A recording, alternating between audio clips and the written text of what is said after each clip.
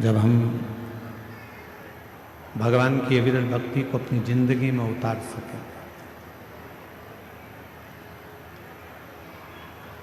जरा विचार करिएगा, माता सती के जब प्राण छूट गए और माता सती के जब प्राण छूटे, माता सती के शरीर को भगवान शिव ने अपने कंधे पर धारण कर लिया।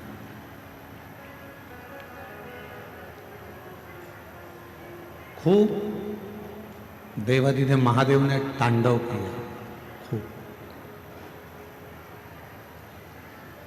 आपको मालूम होना चाहिए कि वैद्यनाथ बाबा की ये पवित्र भूमि, जहां मां सती का हृदय गिरा है, आखिर उस हृदय की जगह पर ही भगवान शंकर का शिवलिंग क्यों विराजमान?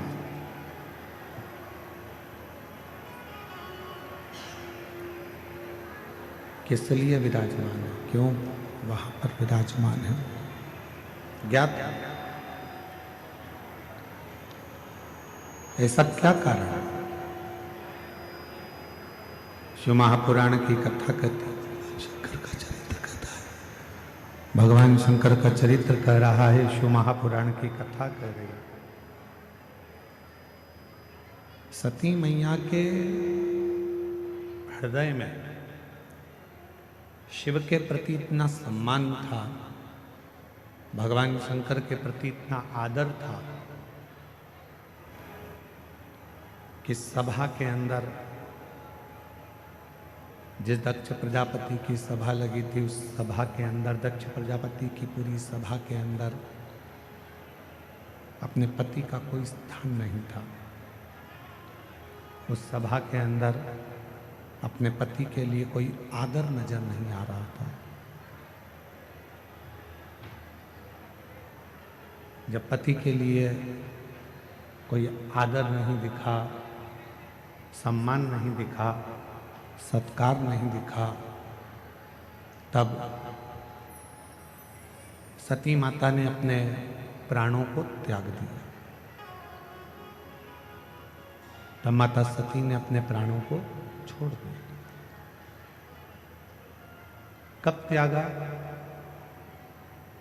जब उन्होंने अपने पति का अपने पिता के घर में आदर नहीं देखा, सम्मान नहीं देखा, सत्कार नहीं देखा। अर्थात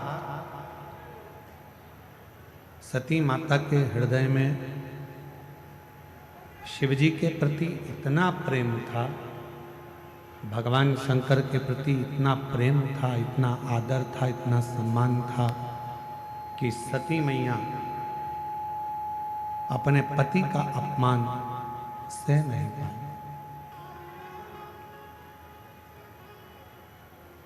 अपने पति के अपमान को मां सती सह नहीं सकी। जिस व्यक्ति से आपका स्नेह होता है, आप उसके खिलाफ कुछ भी सुन नहीं सकते, आप उसके खिलाफ कुछ नहीं सुन सकते, क्योंकि आपका प्रेम उसके प्रति हो गया, आपका स्नेह उसके प्रति हो गया। आप कैसे सुनें?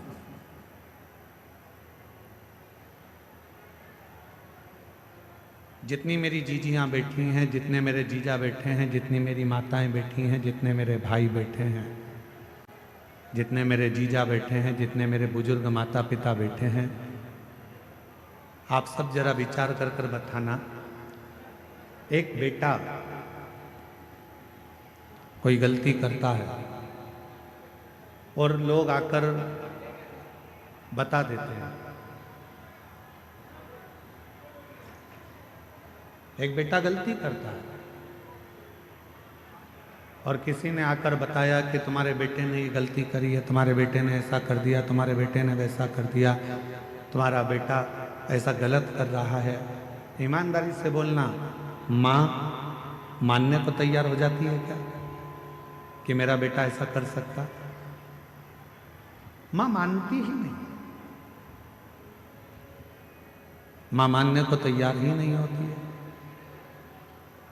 मां मान ही नहीं पाती। क्यों?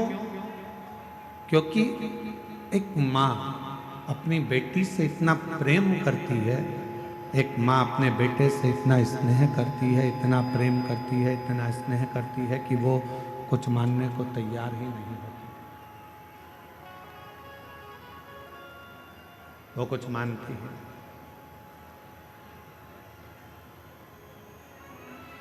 प्रेम जब बहुत ज्यादा मात्रा में बढ़ जाता है, स्नेह बढ़ जाता है, तो हमें अवगुण नजर नहीं आते, हम उसमें केवल गुण ही देखते हैं।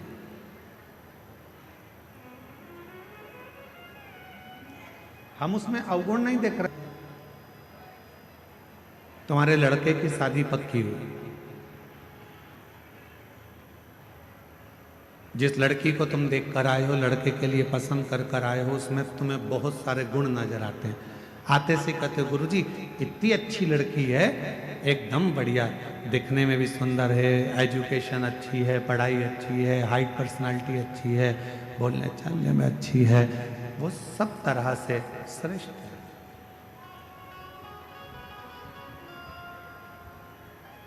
क्यों? क्योंकि आपने उस लड़की में गुण ही गुण देखे, इसलिए आपको उसमें केवल गुण ही गुण नजर आ रहा है, केवल गुण ही गुण नजर आ रहा है।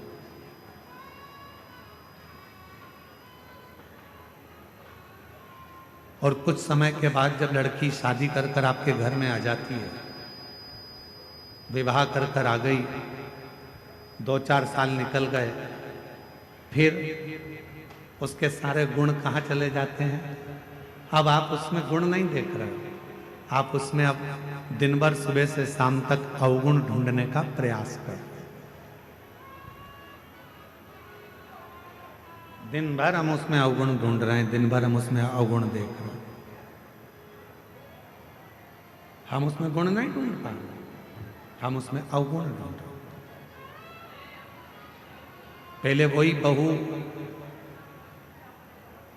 7 बजे उठकर आती थी तो तुम कुछ नहीं कहते थे, अब वही बहू 7 बजे उठती है तो तुम्हें लगता है कि बहुत देर से उठ रही।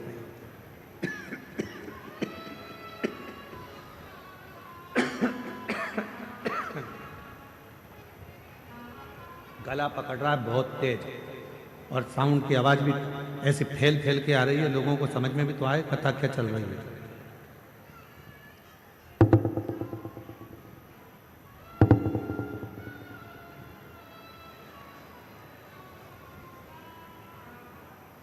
लड़की वही है,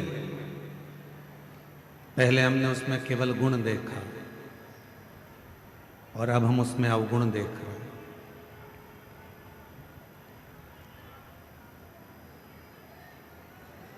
अब हम उसमें गुण नहीं देख पा रहे, अब हम उसमें अवगुण देख रहे। थोड़ा सा भी भोजन बिगाड़ दिया, बस रहने दो, थोड़ा सा भी भोजन बिगाड़ दिया तो कह दिया तुम्हारे बाप ने यही सिखाया। और पहले तो अगर वो थोड़ा सा भी भोजन कुछ बनाकर तुम्हारे सामने ला देती थी तो तुम उसमें ही प्रसन्न हो जाते थे कि इतना अच्छा भोजन बनाया, इतना श्रेष्ठ भोजन बना है, तुम उसमें भी प्रसन्न हो जाते थे। अब तुम्हें उसमें अवगुण दिख रहा है। यहां जितने बैठे हैं,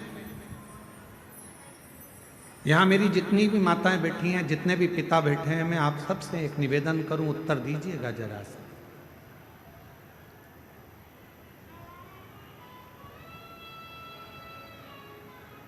तुम्हारा दामाद को घुमाने लेकर जाए तो तुम्हें कैसा लगेगा? अच्छा लगेगा कि बुरा लगेगा?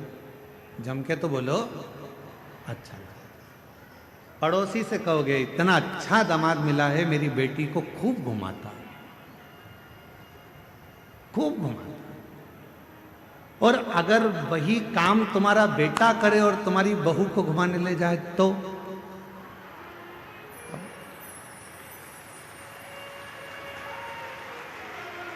विचार करो। दामाद बेटी को अगर सोने की, तुम्हारी बेटी को सोने की रकम दामाद दिलाए तो मेरा दामाद हीरा है। अभी दिवाली पर उसने मेरी बेटी को सोने का हार दिलाया, रानी हार दिलाया। और वही काम तुम्हारा बेटा करे और तुम्हारी बहू को सोने का हार दिला दे तो तुम्हारा भगोने जैसा मुंह हो जाए।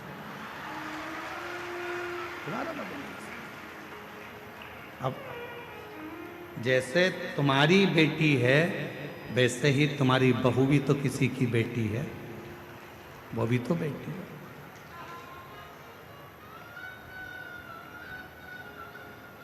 फिर दो मुख क्यों, फिर दो विचार क्यों, फिर दो दृष्टि क्यों?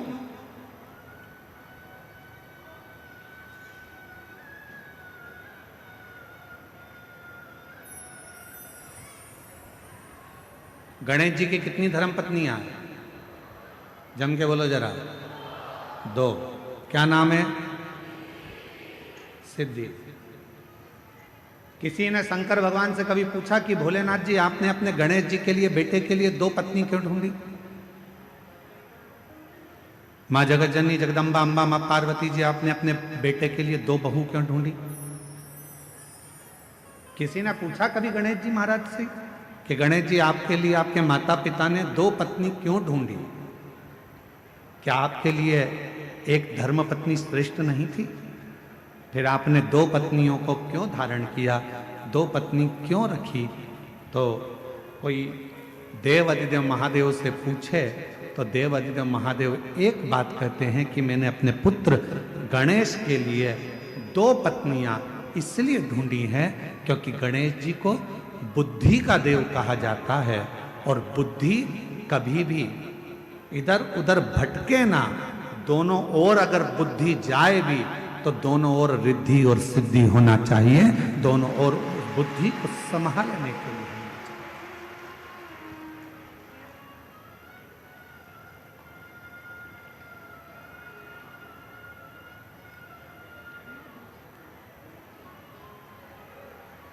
दो दृष्टि नहीं रखना। हमारी बुद्धि दो तरह से बढ़ जाती है। बेटी और दामाद के लिए हमारी बुद्धि कुछ और कहती है और बेटा और बहू के लिए हमारी बुद्धि कुछ और कहती है।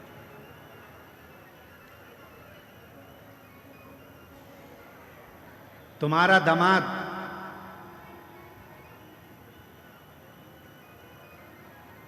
तुम्हारी बेटी बीमार पड़ गई, तुम्हारी बेटी बीमार पड़ी और तुम्हारा दामाद उसको हॉस्पिटल दिखाने ले गया। तुम्हारा दामाद घर में पोछा लगा दिया, तुम्हारे दामाद ने झाड़ू लगा दी, तुम्हारे दामाद ने चाय बनाकर पिला दी और तुम उससे मिलने गए। मेरा दामाद इतना हीरा है, मेरी बेटी बीमार पड़ गई तो इतनी सेवा कर रहा, इतनी सेवा कर रहा, और मालूम पड़े तुम्हारी बहू बीमार पड़ जाए और तुम्हारा बेटा वही की वही करे तो मेरा बेटा तो लल्लू हो गया। दिन भर उसमें लगा।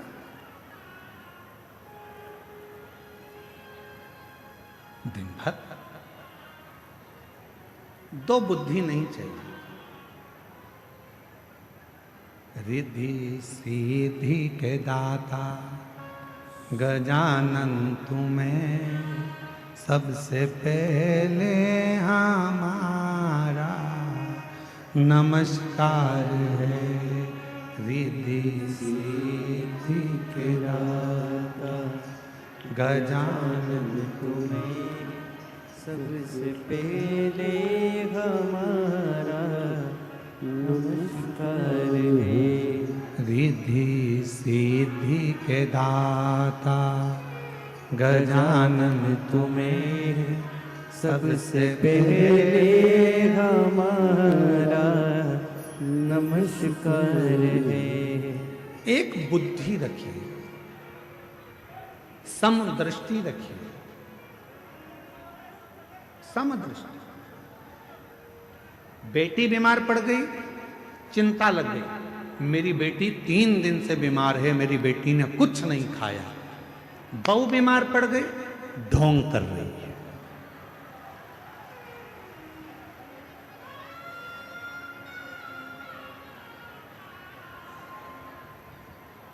दो बुद्धि नहीं चाहिए, दो दृष्टि नहीं चाहिए, दो विचार नहीं चाहिए,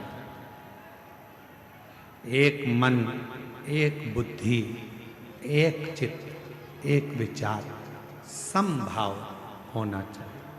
सम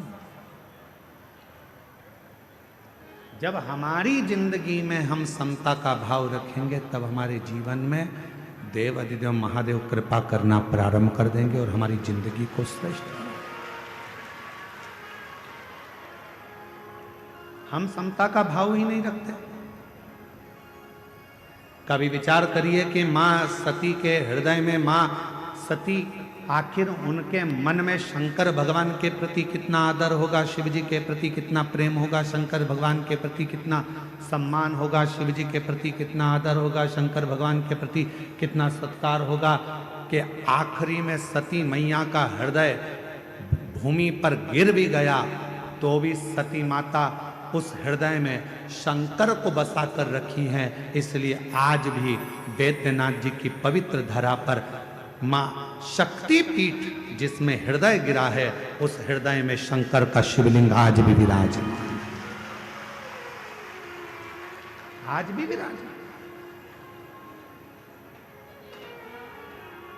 क्या कह रही है कथा? कथा कहती है जब हम जिंदगी में कोई संकल्प धारण करते हैं, जब हमारी जिंदगी में हम कोई विचार धारण कर लेते हैं, जैसे आपने 16 सोमवार का व्रत ले लिया, आपने पशुपतिनाथ का व्रत ले लिया। मान लो आपने 16 सोमवार का व्रत लिया, आपने पशुपतिनाथ का व्रत ले लिया, आपने कोई व्रत धारण कर लिया। और जब आपने 16 सोमवार का व्रत ले लिया, पशुपति व्रत ले लिया, या आपने कोई शुक्रवार का व्रत ले लिया, सोमवार का व्रत ले लिया, प्रदोष का व्रत ले लिया, तीज का व्रत ले लिया, या आपने चतुर्थी का व्रत ले लिया, कोई भी व्रत आपने धारण कर लिया, और रिद्धि सिद्धि के दाता गजानन तुम्हें सबसे पहले हमारा नमस्कार गे। रिद्धि सिद्धि के दाता गजानन तुम्हें सबसे पहले हमारा नमस्कार गे। सबसे पहले हमारा नमस्कार गे। सबसे पहले हमारा नमस्कार है। सबसे पहले हमारा नमस्कार है। सबसे पहले हमारा नमस्कार है। रिद्धि सिद्धि के दाता गजानन तुम्हें सबसे पहले हमारा नमस्कार है। मान लो कोई संकल्प आपने लिया, मान लो कोई आपने विचार कर लिया कि मुझे 16 सोमवार का व्रत करना, मुझे पशुपतिनाथ का व्रत करना है, मुझे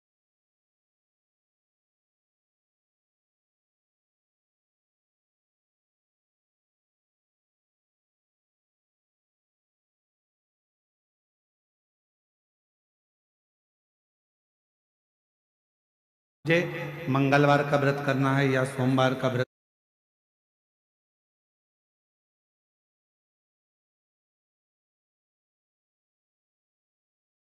करना है। कितने व्रत करना है? पशुपतिनाथ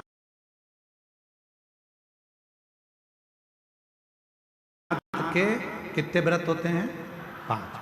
अब मान लो तुमने पशुपतिनाथ का व्रत का संकल्प लिया कि मैं 5 व्रत करूंगी। पहला व्रत कर लिया,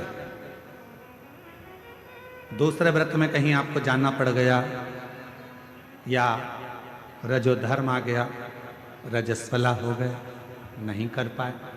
कहीं जाना पड़ गया, नहीं कर पाए। तुम्हारे व्रत का टेंशन किसको है? तुमको कि मेरा व्रत नहीं हुआ। पहला व्रत यदि आपने कर लिया है, उसके बाद के अगर 4 व्रत तुम्हारे रह गए हैं, उसकी चिंता तुम्हें नहीं रहती। जिसका तुमने संकल्प लिया है उस महादेव को तुम्हारी चिंता रहती है कि यह कब पूरा।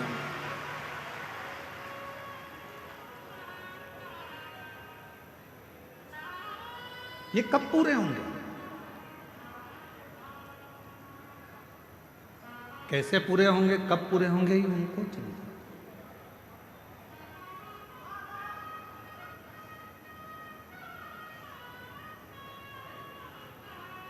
ये व्रत कैसे होंगे, ये उनको चिंता।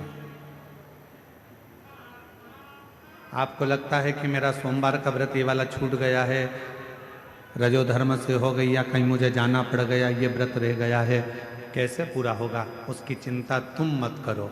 तुम तो देव अधिदेव महादेव पर छोड़ दो।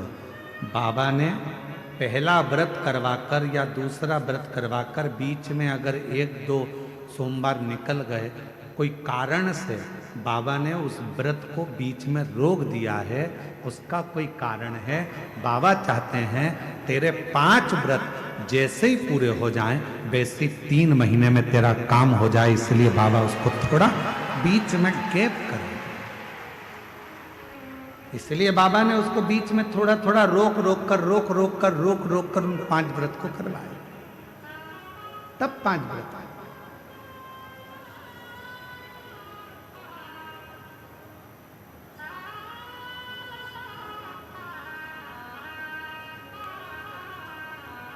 इसलिए शिव महापुराण की कथा कहती है, जिंदगी का कोई भी पल, कोई भी क्षण, कोई भी समय आपके लिए, हर समय, हर क्षण, हर पल प्रसन्नता का और समता का होना चाहिए।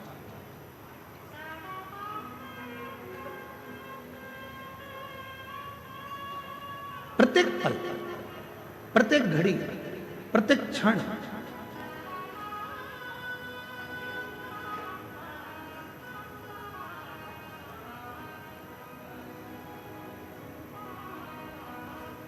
आप जब चाहो जब भगवान को भजो, आप जब चाहो जब शिव का स्मरण करो। इस हृदय में शिव समाहित।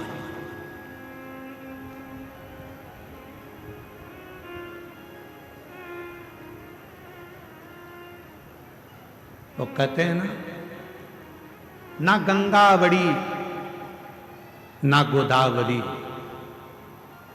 ना गंगा बड़ी, ना गोदावरी, न तीर्थ बड़े प्रयाग, सकल तीर्थ का पुण्य वही, जिस दिल में शिव का वास।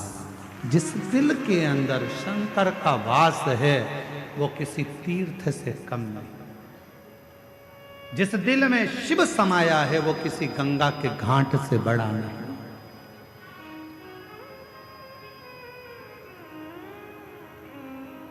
सबसे बड़ा तीर्थ कौन सा होता है? आपका हृदय, आपका दिल, आपका मन। बिना किराए के आप 2 मिनट में पहुंच जाते हो और 2 मिनट में वापस आ जाते हो। अभी बैठे बैठे आप लोगों से हम काशी की बात करेंगे तो तुम्हारा दिल काशी पहुंच जाएगा, वापस लौट कर आ जाएगा। पैसा भी नहीं लगा, 1 रुपया नहीं लगा, घर में बैठे बैठे सारे तीर्थ हो जाते हैं। इसलिए शास्त्र कहता है, गंगा बड़ी ना गोदावरी, ना तीर्थ बड़े प्रयाग। सब गंगा, कावेरी, गोदावरी, तीर्थ, प्रयाग, सबसे बड़ा वही हृदय हो जाता है।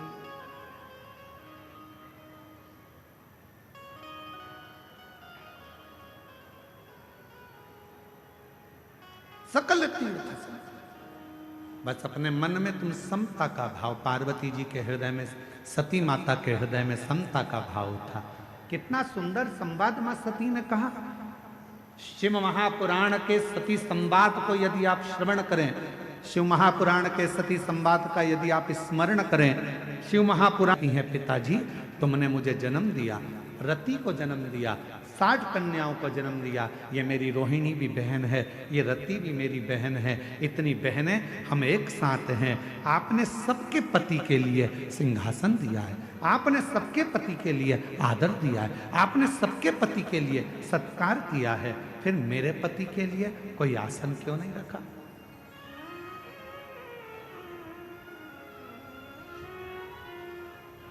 फिर मेरे पति के लिए आपने कोई आदर का स्थान क्यों नहीं रखा?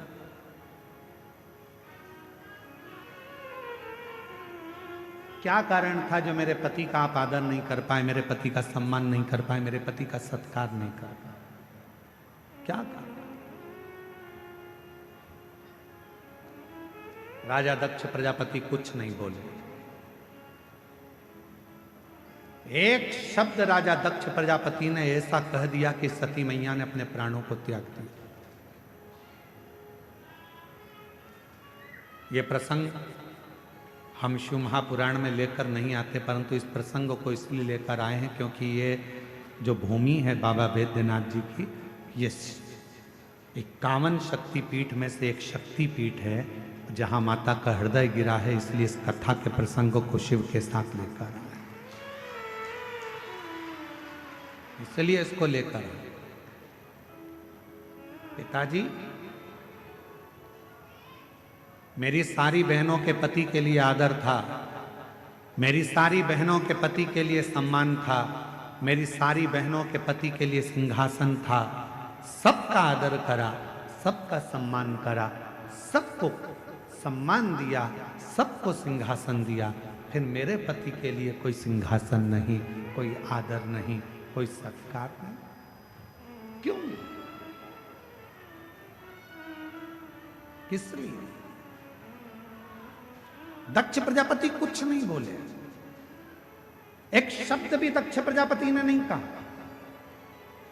जब माता सती ने क्रोध में आकर कहा, पिताजी तुमने मेरे पति का सम्मान नहीं किया, तब दक्ष प्रजापति को क्रोध आ गया और क्रोध में आकर दक्ष प्रजापति ने कहा, सुन सती,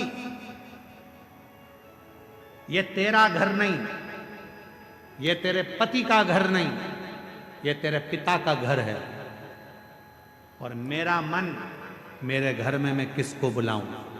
सती, मैंने तो तुझे भी नहीं बुलाया था, तू आ क्यों गई? क्यों आई तू? मैंने तो तुझे भी निमंत्रण नहीं दिया था, मैंने तो तुझे भी नहीं बुलाया था, तू क्यों आई? किस लिए आई?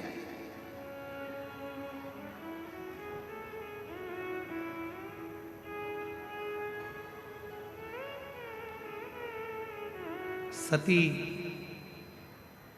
माता सती मुस्कुराकर बोली, रे दक्ष प्रजापति, अब तुम बोल रहे हो कि मुझे बुलाया नहीं था, क्यों आई? याद कर दक्ष प्रजापति, तेरे घर में 60 कन्याओं ने जन्म ले लिया था, और 60 कन्या जन्म लेने के बाद तू फिर मेरी आराधना करने बैठा था, और जब मैं तेरे सामने प्रकट हुई थी दुर्गा बनकर, तो मैंने पूछा था, मांग तुझे क्या चाहिए? तो तूने कहा था, माँ अगर कुछ देना चाहती हो तो तुम मेरी बेटी बनकर मेरे घर में जन्म ले लो। तूने मांगा था, तूने बुलाया था, तो मैं आई थी। अगर तू नहीं बुलाता तो मैं नहीं, तूने बुलाया तो मैं आई।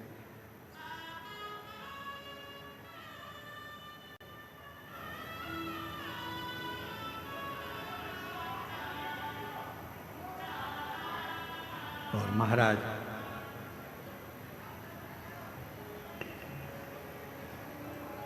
उसने बुलाया है तो हम आए।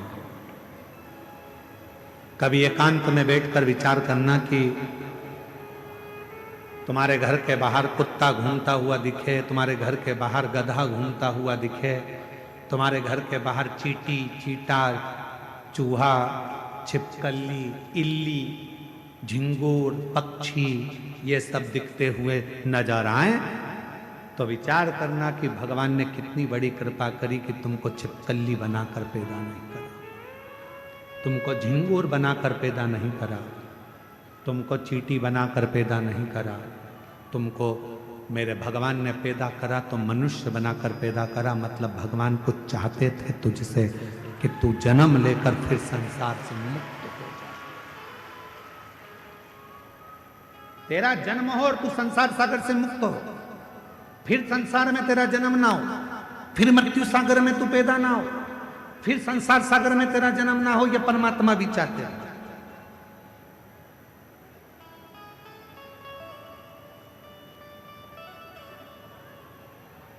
और महादेव नमन चरणों में, महादेव नमन चरणों में स्वीकार कीजिए सबका उद्धार कीजिए। हे त्रिपुंडधारी, त्रिशूलधारी, हे त्रिपुंडधारी, हे त्रिशूलधारी। चरणों में तेरे बाबा जी पावन है चारों धाम। चरणों में तेरे बाबा जी पावन है चारों धाम। पूजे सीताराम, तेरी देव करते वंदना। पूजे सीताराम, हो जाए पूरी कामना, हो जाए पूरी कामना। उपकार कीजिए सबका किया है मेरा भी उद्धार कीजिए, उद्धार कीजिए। है त्रिपुंडधारी, है त्रिशूलधारी, है त्रिपुंडधारी, है त्रिशूलधारी। ये जीवन जो मिला है, चाहता वो तो तुम्हें कोई और जन्म दे सकता था, पर तुम्हें मानव का शरीर दिया, और मानव का शरीर भी दे देता और तुमको वेदनाथ कथा में नहीं बुलाता तो उसने कृपा करी, करुणा करी, दया करी, और उसने विचार करा बहुत दिन से तरस रही है, झोली इसकी खाली है, बहुत दुखी है। एक बार अगर बाबा वैद्यनाथ की कथा में पहुंच गई और बाबा को नमन कर लिया तो निश्चित है कि इसकी झोली में भर कर भेज दूंगा।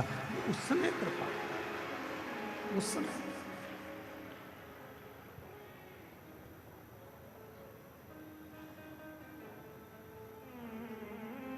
कल एक बहन जी ने पत्र लिखा, और पत्र में, कल हम पत्र को ढूंढेंगे तो टाइम लगेगा, उस पत्र में लिखा कि गुरुजी इतनी भीड़ है कि अंदर तो हम जा ही नहीं सकते, हम तो बाहर बैठते हैं और आप हमको दिखते भी नहीं है, आप हमें दिखते ही नहीं, आप हमें नजर ही नहीं आते। हमने उनसे कहा जो पत्र जिन्होंने लिखा है हम उनको निवेदन करें, उनको कहें, वो दिखता भी नहीं है। कहीं पर भी बैठकर आप कथा सुन रहे हो, भले हम दिखें चाहे ना दिखें, पर इतना विश्वास रखना, शबरी अम्बा ने राम जी को कभी नहीं देखा था, केवल गुरु जी के मुख से सुना था कि राम ऐसे हैं, राम आएंगे, राम पहुंचेंगे, राम कृपा करेंगे, तू भजती रहे, सुनती रहे। शबरी अम्बा ने केवल राम जी को कभी नहीं देखा था, पर शबरी अम्बा राम जी की रोज इंतजार करती थी, कभी तो आएंगे, कभी तो मिलेंगे, कभी तो दिखेंगे, कभी तो दिखेंगे। और एक दिन ऐसा आ गया कि राम जी शबरी अम्बा के लिए 14 वर्ष के वन के क्षेत्र में चले और एक दिन शबरी अम्बा के दरवाजे पर पहुंच गए। हम जानते हैं कि हम दिख नहीं रहे होंगे आप। हम ये भी जानते हैं कि कई लोग ऐसे हैं कि बाहर से ही आते हैं और बाहर से ही चले जाते हैं, उनको अंदर आने का भी मौका नहीं मिलता। इतना बड़ा ग्राउंड, शायद बाबा देवघर का ये सबसे बड़ा ग्राउंड है जो प्रशासन ने इस कथा के लिए अलॉट करा दिया। ये देवघर का सबसे बड़ा ग्राउंड है जिसकी परमिशन मिली और जिस पे कथा हुई। किसी को अंदाजा नहीं था कि ये ग्राउंड में इतने पहले दिन से लोग आ जाएंगे, दूसरे दिन और बढ़ जाएंगे, तीसरे दिन और बढ़ जाएंगे। किसको मालूम? और ना किसी के घर निमंत्रण गया, ना किसी के घर पीले चावल गए, ना किसी के यहाँ कोई पत्रिका गई। बस आपके कानों में शब्द हो गया, चलो बुलावा आया है, देवघर वाले ने बुलाया है। और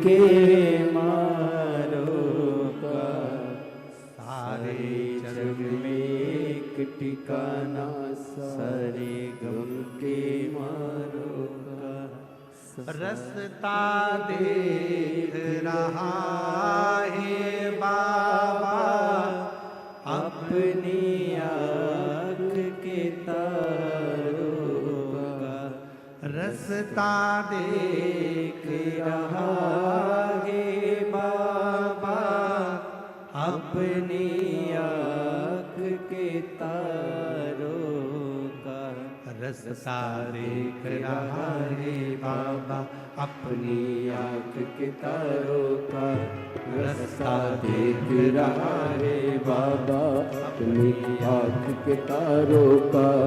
हो जिसने जितना दर्द सहा है, उतना चैन भी पाया है। चलो बुलावा आया है, देवघर ने बुलाया है। जय श्री राधे। चलो आज बड़े ही हर्ष का विषय है, हमारे बीच में सरकार का प्रतिनिधित्व करते हुए झारखंड सरकार के पर्यटन, कला, संस्कृति, खेल एवं खेल मंत्री श्री सुदीप कुमार जी हमारे बीच में पधारे हैं। एक बार जोरदार ताली बजाकर स्वागत करें।